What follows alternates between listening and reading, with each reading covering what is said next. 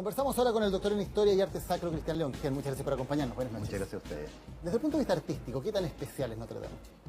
Notre Dame es una catedral que podríamos decir que es la última del gótico primitivo de francés y es la primera del gótico clásico, por decir, porque su larga duración de 1163 a 1250 más o menos, que son las principales obras, que se hicieron desde el ábside hasta la fachada occidental, las torres principales, se demora como todo ese tiempo y entonces va cambiando el estilo a medida que va avanzando.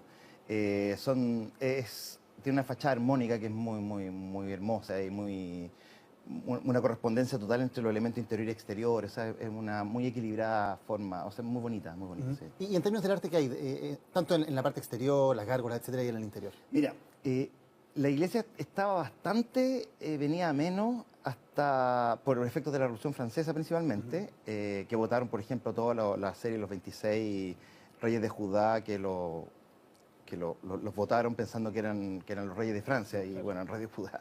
Y habían descabezado prácticamente todas las esculturas, qué sé yo, y la habían restaurado Viollet-le-Duc en el siglo XIX, entre 1845 a 1859 la restauraron.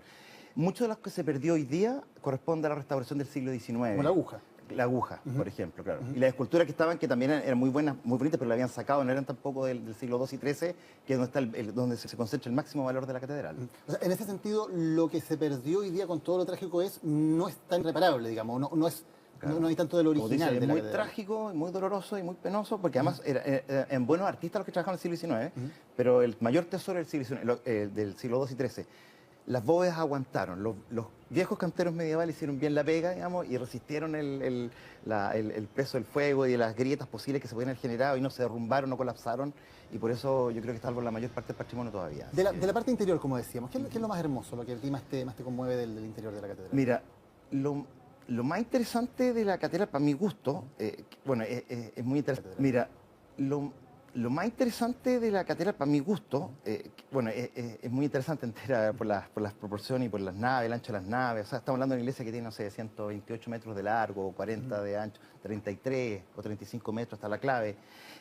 Lo más hermoso es que la iglesia empezó a adaptarse, es la última de los que tienen los matroneos. Hasta ese momento, estamos hablando en el paso del siglo II al XIII, las mujeres estaban en el segundo piso, en lo que se llama el matroneo de tribunas altas, porque había desde el siglo IV, que las mujeres tenían que estar separadas de los hombres.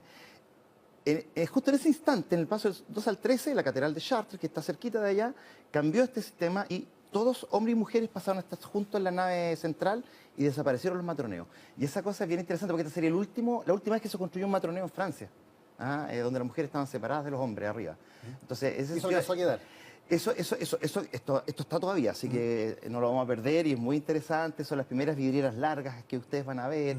Todavía cuando empezó la catedral no estaban los arbotantes, entonces los arbotantes exteriores, que son esta especie de muletas, podríamos decir, que están por fuera y que sujetan la iglesia, son enormes. Las que están en el ábside atrás, en la zona de atrás, tienen 15 metros, 13 metros de volado, son realmente espectaculares como estructura, es como un esqueleto vivo en la iglesia. Es como un exoesqueleto, como los insectos que tienen el esqueleto por fuera. Así es la catedral. Y es muy ¿Qué te pasaba cuando veías estas imágenes hoy día? No, fue pena tremenda. La verdad, yo rezaba, la verdad, para que las bóvedas no se dieran. Yo sabía, porque mira, el método típico para destruir los menires o para construir los menires, estamos hablando del neolítico, 3000 a.C., era que le aplicaban fuego y calor sucesivamente. Entonces con eso partían la piedra, porque no se conocían los metales todavía. Y partían la piedra con eso, entonces el que hubiera fuego y el tiraran agua.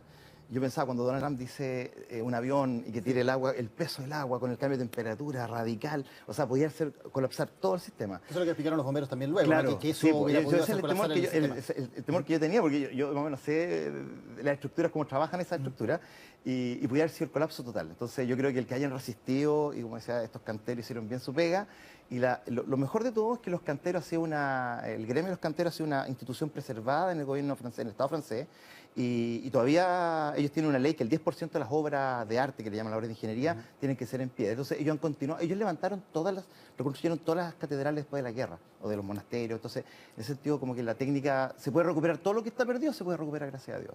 Gracias a Dios. Tú hablas del gótico.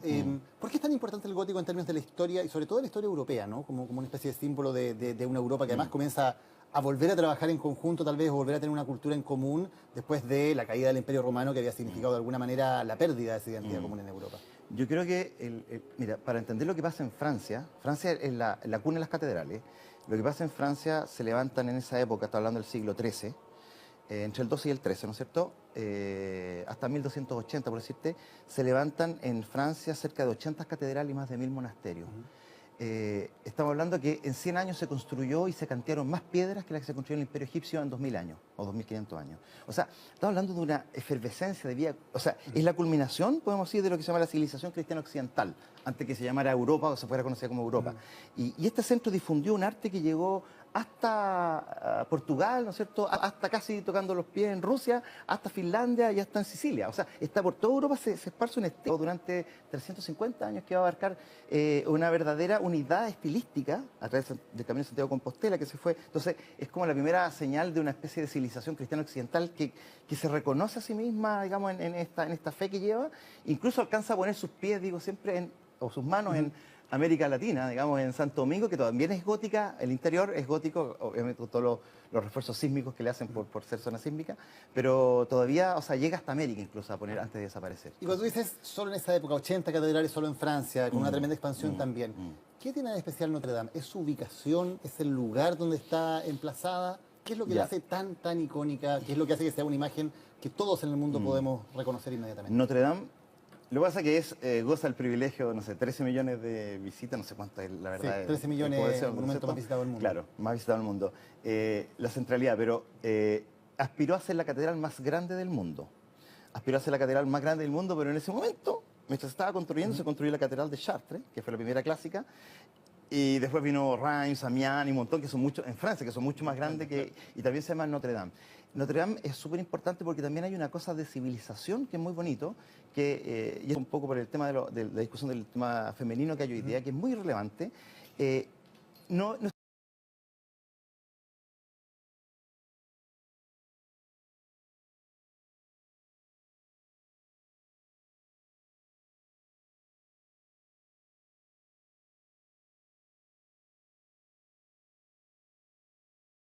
No está desarrollado el culto mariano en Europa principalmente, salvo el sur de Italia con influencias bizantinas, no está desarrollado. Y cuando las iglesias comienzan a llamarse Notre Dame en Francia, que son varias Notre Dame, ¿no es cierto?, de París, de Chartres, de Amiens, de Reims, un montón, la gracia es que empieza el culto mariano a permear toda la cultura. Esta cosa ya te dije de las mujeres que bajan y se juntan con los hombres, pero además tiene una expresión profana, que es el amor cortés y el ideal caballeresco. Entonces la mujer empieza a tomar parte de vida activa en la sociedad, empiezan a aparecer las mujeres intelectuales, las místicas, las visionarias. Entonces se empieza a generar todo un movimiento. A imitación de María, como lo mejor de la humanidad, viene toda esta cosa. Entonces hay una conversión general del pueblo que es una civilización de mucho más dulzura, que deja esa barbarie y empieza a transitar por otros campos desconocidos. Y Notre Dame simboliza algo de aquella transición. Sí, muy bonito eso. Cristian León, muchísimas gracias por habernos acompañado hoy. Listo, gracias a ustedes.